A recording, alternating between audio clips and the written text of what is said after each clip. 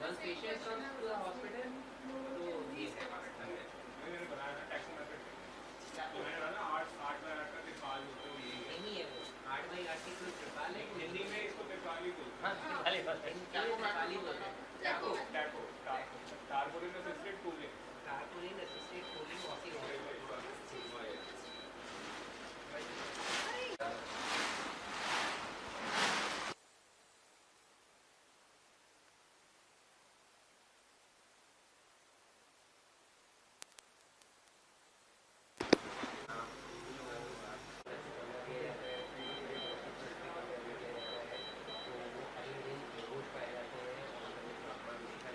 One of the methods is the immersion tub method using inflatable tub.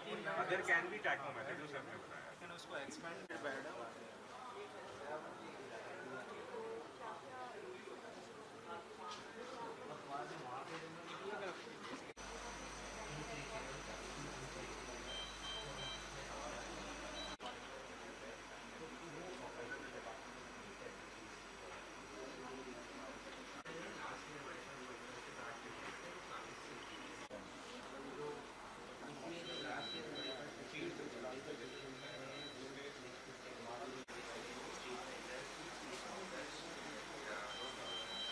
जी अब sir जिस तरीके से heat wave का इस बार ज़्यादा बताया जा रहा है मौसम की तरफ से, किस तरीके से आपने बंदोबस्त यहाँ पर किए गए हैं?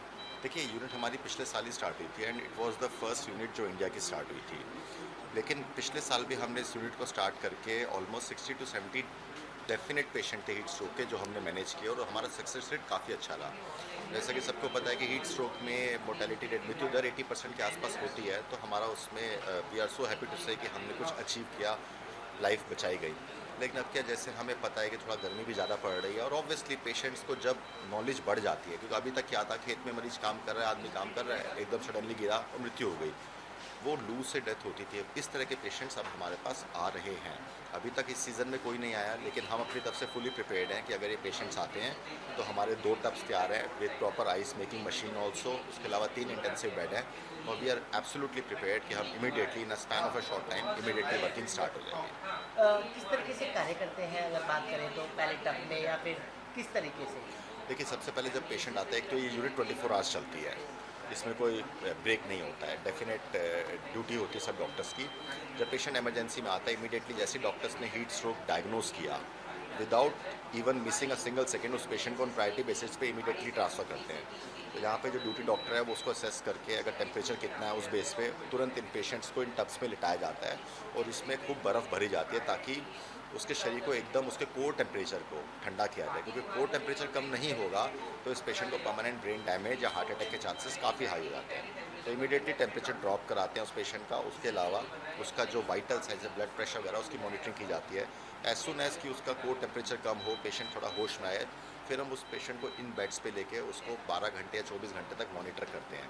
अगर कोई पेशेंट सिक है उसके बाद तो उस पेशेंट को आईसीयू में शिफ्ट किया जाता है, या फिर उसका अगर पेशेंट हमारा स्टेबल हो जाता है हम उस पेशेंट को वार्ड्स में शिफ्ट करते हैं। सर इससे बचने के लिए क्या करना चाहिए अगर इससे बचने के लिए बहुत ज़रूरी है कि हम खूब पानी पिएं, खूब पानी पिएं इस मौसम में।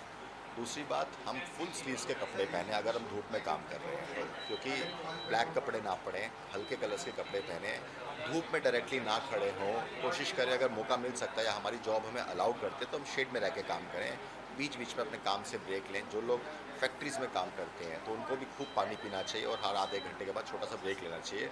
और अगर कोई हाई ग्रेड फीवर है और पेशेंट को बेहोशी हो रही है तो इमीडिएटली बिना कुछ समय गंवाए पेशेंट को तुरंत हॉस्पिटल लेके आए। सर जिस तरीके से आपने बताया पिछले साल इसकी शुरुआत की गई थी, कितने पेशेंट पिछली बार एडमिट हुए थे तो कितने लोगों की मौत हुई थी? देखिए 60 to 70 पेशेंट हमारे पास एडमिट हुए थे विद डेफिनेट हीट स्ट्रोक, और हमारा जो नॉर्मली हम कहते हैं 80 to 90% पेशेंट बच नहीं पाते। हमारा सर्वाइवल रेट, रिकॉर्ड्स के बावजूद हमारा सर्वाइवल रेट बेहतर रहा पहले से।